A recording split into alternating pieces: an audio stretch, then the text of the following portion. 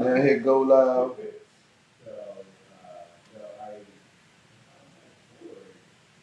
What was going on? Yeah, I'm trying to hit go live on mine. All right. Yep. I'm waking up to a left. Yeah. BlockBoySportsTalk. And where's exactly this fight at, man? Tell the people.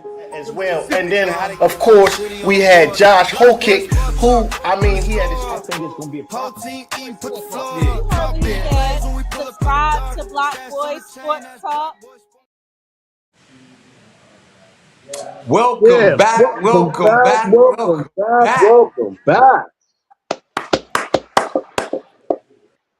BlockBoy Sports Talk. Saturday, man. It's your man Vex. What's happening, man? What's going on? That's your man Marco Polo, man. And I'm in the office, baby. Yeah. Down there at the office. I see you getting this work in. Let's get it popping, man. They already know, man. I know you got some boxing heat for them. It was a great, epic boxing weekend. Man, start it off, man. Go ahead. Let's get right to it, man. All right, let's get right into it, man. It was a fight over in Saudi Arabia boxing card. Anthony Joshua's big return. If he beats Christian Prenga, he goes on to fight.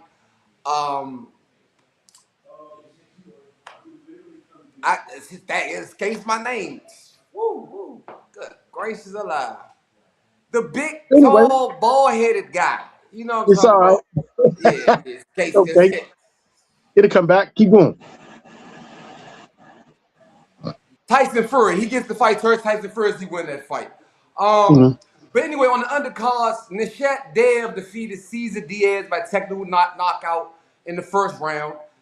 Josh Kelly, who I did not know was fighting. Josh Kelly is the IBF champion at 154. Alongside Boots. That's what Boots. Boots got the other two belts. And Fundora got the third belt. But Josh Kelly had a time on his hands. A Jarko. I put a good fight and almost upset Josh Kelly.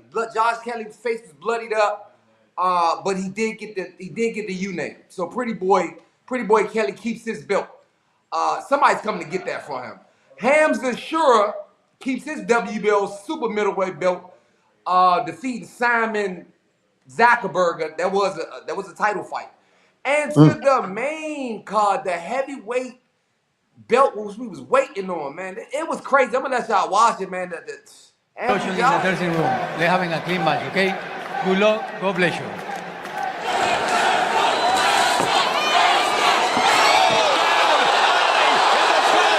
seconds, and then Christian Prenga has floored him quicker than Daniel Dubois did at Wembley. Wow, what about that?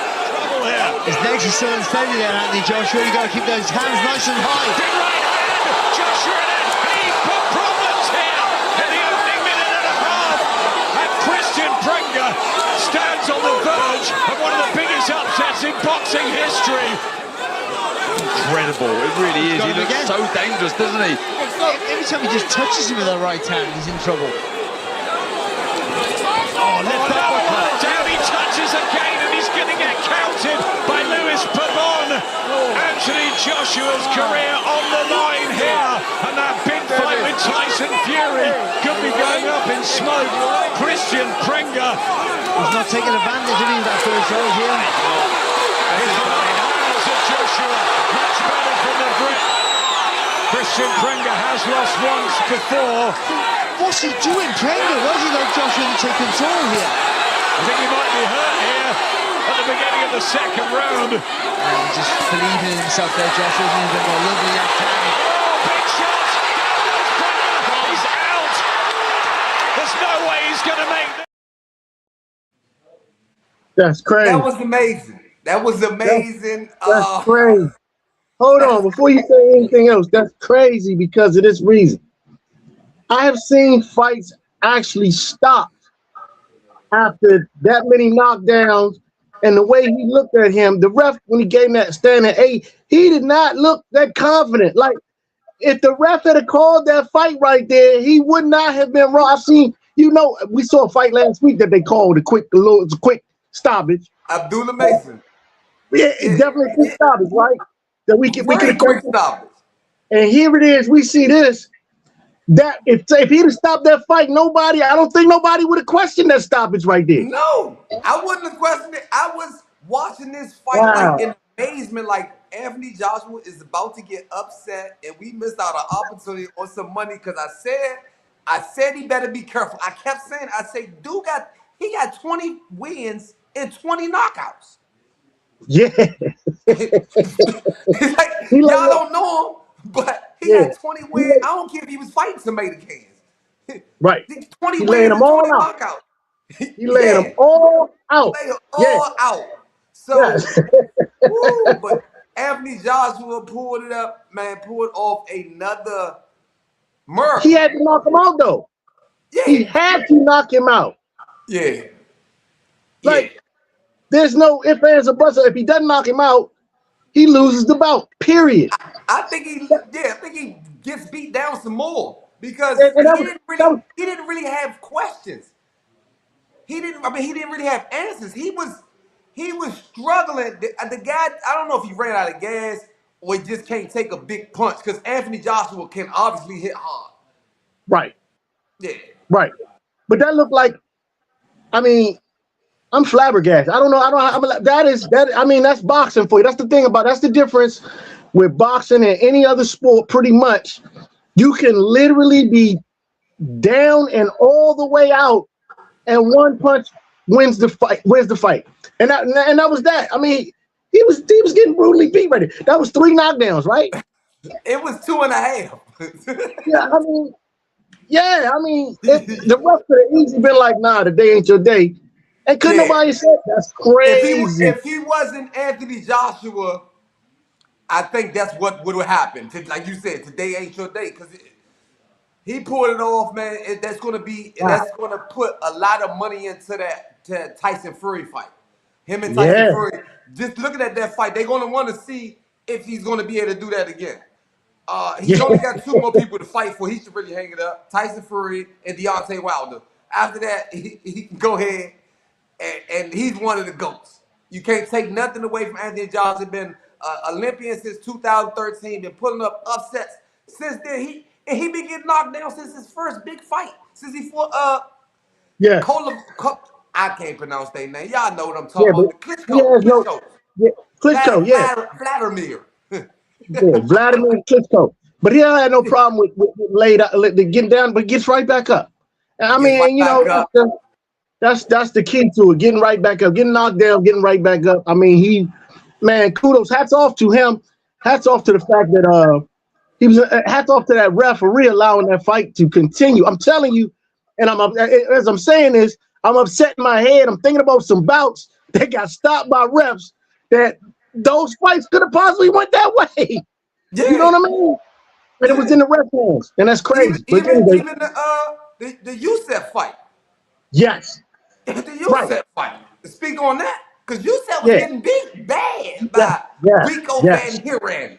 But moving on, let's get to the next bout because that wasn't even the big bout of the day. The big bout was in Australia as Earl Don't Spence go to Australia and fight Tim Tszyu. This is all I can say. Go ahead. I'm sorry. Go ahead. Keep going. Yes, Errol Spence Jr. returned from his 3-year layoff after being defeated by Terence Crawford to face Tim Tszyu. Unfortunately, Jamel Charlo could not. He was supposed to fight Kohan Masvidal, but he couldn't make it because he had charges, as most Negroes do in the States. That you can't go out in the States. Keep your record clean. Keep your record clean, man. And mess up the fights, man. Mess up your bag. But so on the undercard. Why would you say that, man? Stop. Hey, it is what it is. I'm spitting facts. First, Brandon Grass defeated Ike Pluto by unanimous decision, the heavyweight. Then it was Paulo Acuso scored a 10th round KO over Luis Tejeda. Right. And then Caleb Peters, he's the up-and-coming superstar. He looks good, man. He's a nice professional boxer. He knocked out Alvin Actis and got a technical knockdown over him. And then in the main event, Earl Spence. Now, Hold on. Whoa. Did you talk about that? You said Akusa and Tahita fight? Yeah, that was a good fight. Yeah. I was about to say, wait, you gonna gloss over that fight? That was a great fight. That was a great fight. The guy, because I can't really pronounce their names, but Tahita and Akusa.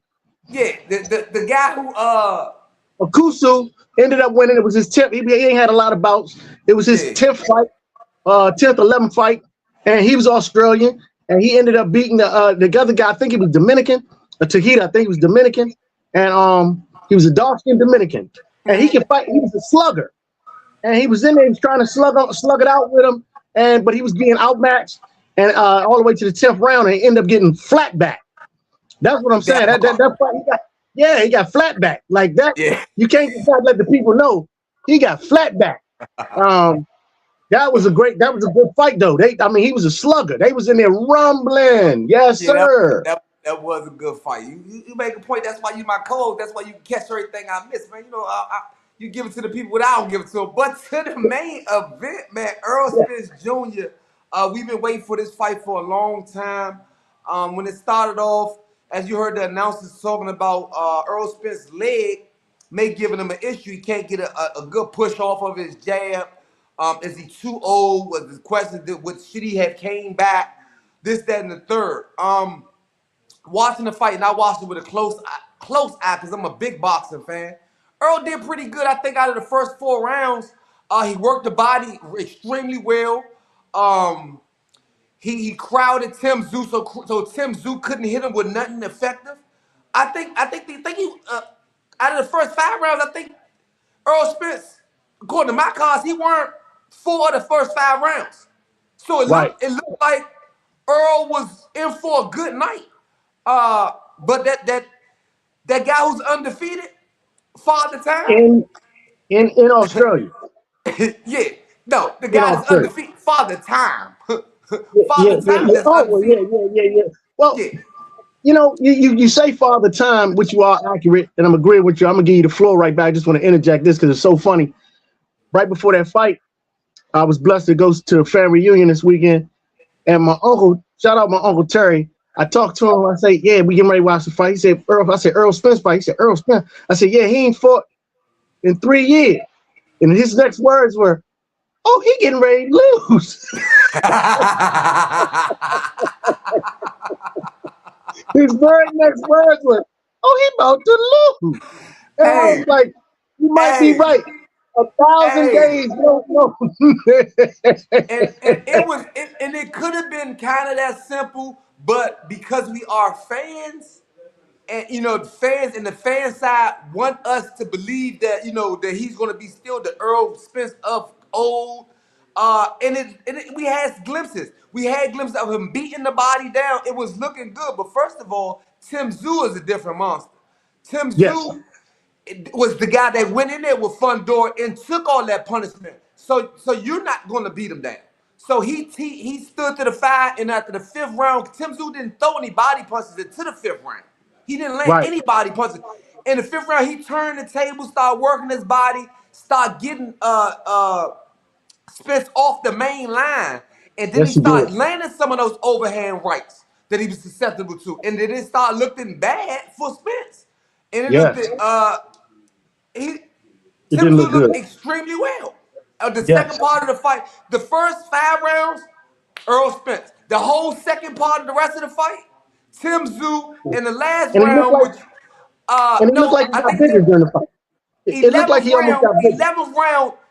11th round, Earl Spence he put up a whole lot of effort, and I think he shot his load, as they say. So, because the 12th round, he had nothing left. He had nothing left for the 12th round. So no matter what, I think the cards, he lost. Unanimous decision, Tim Tszyu, he lost. But I think the cards were kind of skewed. I don't agree with the cards. Like I said, I think he won the first 4 of the first 5 rounds, and then I give him the 11th round. So it was closer, but it was a unanimous Tim Tszyu fight, the decision. And we were wondering, does this fight mean does this loss mean Earl Spence should retire? Because you're struggling. You struggle to make 154. You're going up to 159. Like, who are you going to fight? You're not gonna stand up to Virgil Ortiz. Not Fundora. Definitely not Boots. I got it, y'all. Hold on, let me bring it in. Let me bring it in for him. I got it, y'all. So I got the answer. If Earl Spence wants to continue to box, he should fight Keith Thurman. Yes, he should fight Keith Thurman. I think that'd be a good fight. Earl Spence Jr. versus Keith Thurman if he wants to get back in the ring. That's probably the fight he should have took first instead of Tim Tszyu. I'm gonna tell you right now, it's several things he's at a disadvantage to. He went over into that man's country, time zone change, time difference change. That man only been he fought 3 months ago. You know what I mean? A little over 3 months ago. He was still tuned up. You needed to fight something. You needed a build up fight. Keith you needed Thurman. to go. He should have fought Keith Thurman. I'm agreeing with you. I'm saying he needed something. You saying Keith Thurman? I don't even know if he should have went to the likes of Keith Thurman, but I get it. That guy that we saw Saturday night is a shell of his former self. I think, honestly. I mean, whether it's the car accident, whether it's he's at hit 36, starting to tip the scales. Once you start getting past 35, the elite of the elite continue, and those who are really great, good boxers, you tend to see them slide downhill a little bit right after the age of 35. I say I'm gonna cut and let you back in, but I say the layoff had a lot to do with it because Terrence Crawford fighting straight through, Floyd Mayweather fighting straight through without taking no layoffs. They stayed in shape and they didn't have those problems. They have to, retire. That's exactly what I'm saying. That's exactly what I'm saying. Those elite fighters, they stayed on course, and they stayed in shape, and they stayed. Their age didn't show. You had a lot of fighters past 35. The greatest, the GOAT. You didn't know they was past 35. You go back and look at their fights. Here it is. He looked past 35 and missing 3 years of boxing, along with any ailments, didn't help at all. And then missing weight. And then traveling in another time zone. Yeah, that none of that was effective for him. I mean, I like his character. I like his moxie to go try it. But Tim Tszyu, they knew they was licking their chops. Like, we got one. Oh yeah, you heard him in the ring when he finished. Yeah, let's go party now. Let's go get drunk. Like, he knew he was gonna win. If it was close, he was gonna get the home cooking. Like, who's kidding? Who's kidding? Shout out to Earl Spence. I hope the bag was worth it. We did tune in. Tune in. And that's pretty much all we had in boxing for this past weekend. Right. But y'all need to know that next week, this Saturday coming up, yes indeed, we are going to this event right here. Roach versus Zapita in Las Vegas. In Las Vegas, he is fighting for another belt. Bring that WBA belt right on back home. Up next, man, we're going to talk a little WNBA, man. They had an WNBA All-Star Game, and hey, man, the ladies tell how to play ball out there, man. I don't know if y'all know about basketball, but the ladies out there balling, man. Absolutely. They got, what's her name? She got a dunk before the half in the All-Star game. And it wasn't BG. I ain't talking about Baby Gangster. It wasn't Brittany Griner. Nah, Dominique Malonga. Dominique Malonga. Yes. Dominique Malonga. She got a 20-year-old Dominique Malonga. She got the dunk in the WNBA. A Seattle Storm. Yeah. Yeah, exactly. She only 20? Yes. She's 20 years old. Also, but before I get too much into the actual All-Star game, the 3-point contest and the shooting stars. Oh, yeah. The team Washington won the shooting stars with what was that? Elena De La Donna, Shakur Austin, and Giselle Gigi Banks. They won the Shooting Stars. And also Ozzie Fudd, the rookie. That's right, Ozzie Fudd, a DMV person. She's out of the DMV. Shout out DMV. Ozzie Fudd. She won the 3-point contest, 31 points. She beat Bridget Carlton, who had 19 shots, man. And that's big for the rook to go out there and win the 3-point contest. She makes history. That was crazy. And then, of course, going into the All-Star Game, Team Coop against, what was it, Team Coop? Team Coop, Team Spoon. Yeah, 129, 122. Yeah, Team Spoon ended up winning. Caitlin Cock was the captain of Team Spoon, and Paige Beckers was the captain of Team Coop. Your girl Mitchell, she led with all scores with 28 points. Kelsey Mitchell, she did. Caitlin Clark, he added 17. But of course, the MVP of the night, Jonquel Jones, man. She flirted with a triple-double. I think she had, let me look at my notes. 22 points, 13 rebounds, 8 assists. 13 and 8, absolutely. But it was still an exciting game, man. The WNBA, they are in great hands. They had a sold-out crowd. Almost 20,000 people and what's came that out. girl, Anika made history by Nikki, she passed Maya yeah. Moore for the most career points in All-Star Game history. Yeah, with 127. She got 127 total All-Star points. She had scored 11 points. So she has that. Yeah, she definitely had that record. Shout out to her. I mean, it was a good game for the most part, man. They try to compete a little bit. A little different than you know how it would be with the men. they take it a little bit more too. Yeah, they trying to earn their stripes right now.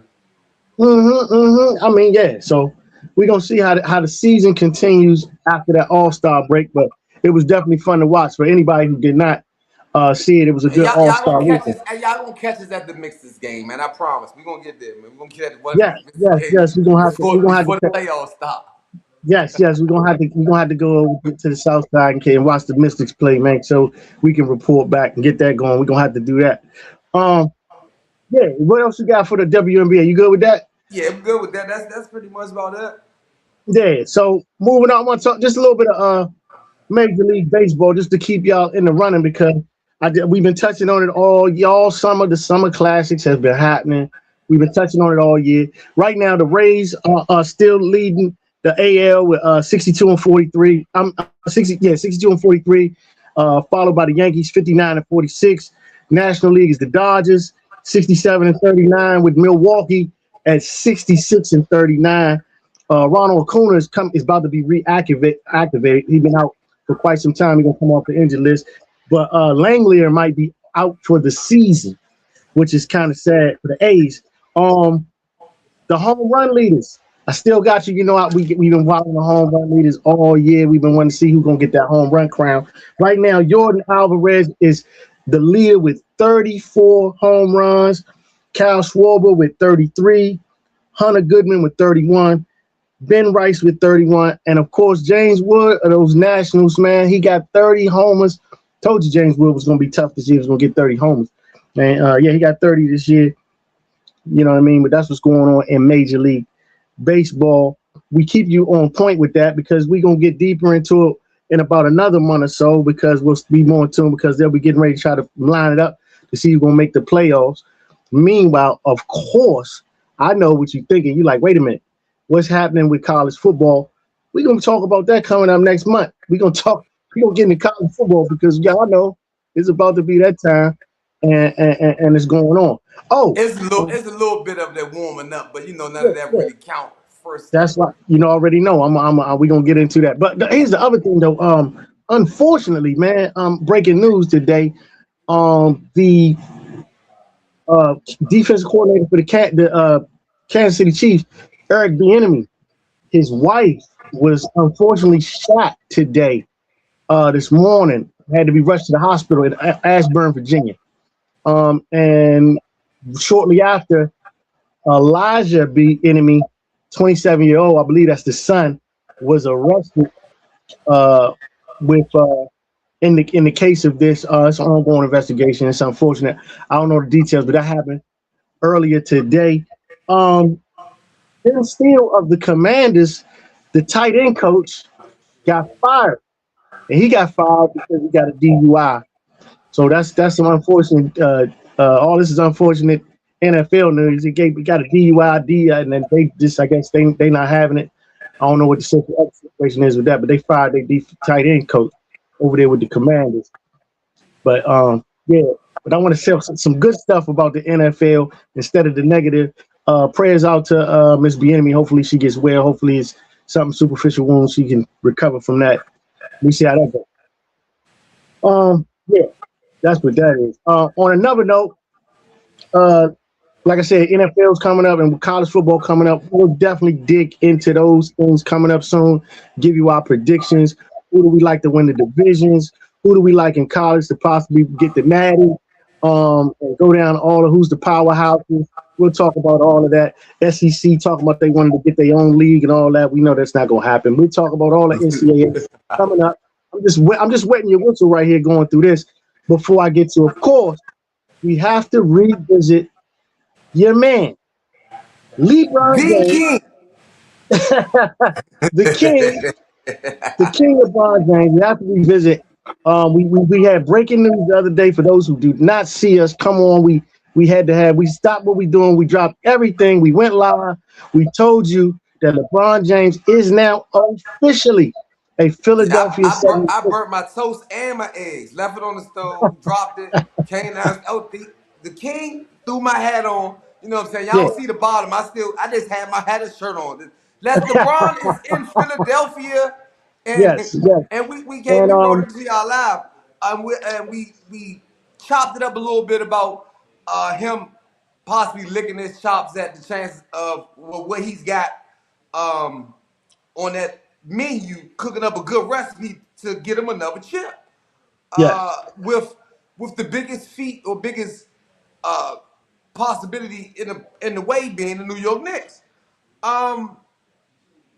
And I rethought about it, and you make a lot of sense. With the pieces they got, it's a good possibility. It's a good possibility. You know, like you said, pending no injuries, of course, and things of that nature. And for those who didn't see when us go live, we talked about the depth that they have. They have bench depth. They also, of course, have a starting lineup that consists of 2 MVPs and 2 players that won Finals MVPs. And Jaylen Brown, who came over from Boston, which is huge.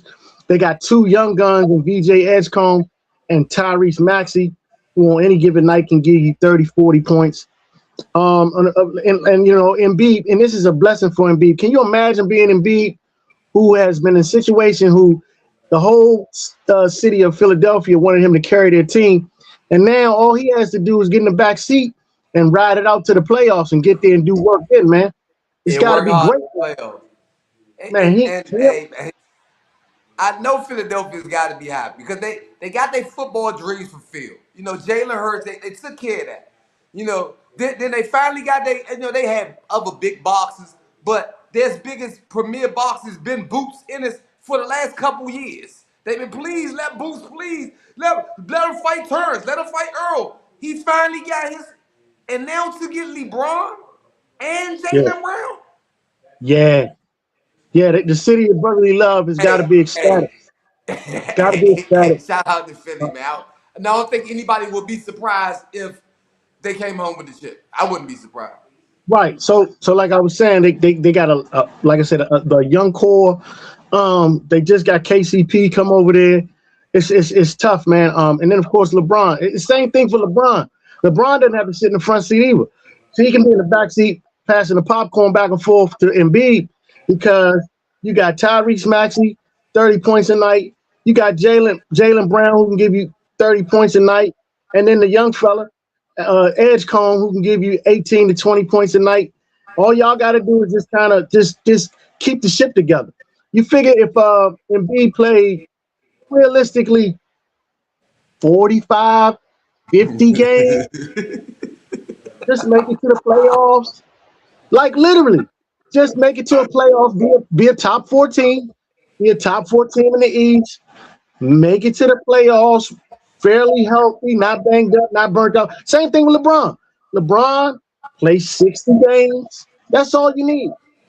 60 games out of LeBron, 45 games out of Embiid, fourth, fifth seed, make it in the East.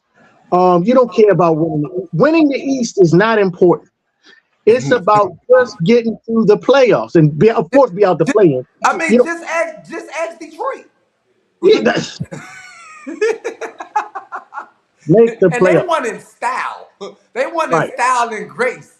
But Yeah. where they wind up at? Yeah. Back home like everybody else. No, it's not important to win the East for them. Just make it all the way. You want to win the Eastern Conference. You don't care about winning the East. You want to win the Eastern Conference. And if they make it all the way to the end and then about the top 4 or 5 league, they'll be in a good position with them healthy. And they'll definitely give the Knicks run for their money. Miami Heat going to be a run for their money. I don't think, when it starts talking about matchups, it's a matchup nightmare with them come playoff season. It's tough. We're going to see. I'm going to be interested to see how Halliburton returns and see how he is healthy and how he can help carry Indiana. Definitely interested to see him because I forgot all about Indiana. They stuck it up so bad last year. Well, they I'm take surprised you even mentioning Halliburton in Indiana is because what? because that's just it. But because that's just it. It's a new season, and when it recalibrates, things are going to be different. The Washington Wizards, when it recalibrates, things are going to be different. It's not going to be the same Wizards you saw last year. The basketball is changing, Heat, like you saying, far as them resting players, and when they're making the trades like they making it right now, that can be a different coaching strategy. Just like when we look at the NFL, when you see the NFL backfields now, more teams are putting two and three backs back there to share the load, so they can take some of the wear and tear off of the body. So this new strategy in basketball for players like LeBron James and Embiid should be effective, and it's going to be copied because they're not worried about in the MVP race anymore to qualify for this many games, so they can stretch it out and then make that playoff run because it's about winning. It's not about he got to play 90 games. That's like I said with the football. When you look at who just won the NFL Super Bowl. Seattle. They had two great running backs. And one of them went out in the last game, and the last one was able to carry the load and get the Super Bowl done. So it's a good strategy to be able to rest, and maybe we won't look at it as such a side-eye thing as players not playing. Oh no, absolutely. That's what it is. Depth is all. It's always been huge with any team. Any of the great teams pretty much had a lot of depth and had a lot of players that could rotate in and carry the load. Because once you get to the playoffs, of course, the rotation shrinks, and you play your core. But you just want to get to that point. You want to get there, and Philadelphia is definitely in a great position to get there. They're deep. They should have games where they should be up a lot, where they can rest their players in games. That's what I'm saying. I can see them, LeBron having a back spasm. Don't play a game. You know what I mean? Just I feel like they don't even have to pretend no more. You know what I'm saying? Well, they're resting their players for purposes. Yeah. For purposes. For the purposes, you can't rest anymore. The NBA got little new rules implemented. You can't just rest everybody. But I think there'll be an injury that pops up on the injury report here and there that is kind of a ghost injury. It's kind of a, you know what I mean? Shin splints, something. It'll be something that they miraculously recover from. A workaround for a workaround, man. I get it. That's all. You'll see those things, man. Appreciate everybody, man, logging in, checking out Block Boy Sports Talk, man. We're going to log in. We definitely want y'all to check us out when we possibly go live in Vegas somewhere Friday, Saturday before the fight. But check out our site, man. Cop our merch. Yeah. Block Boy Sports Talk.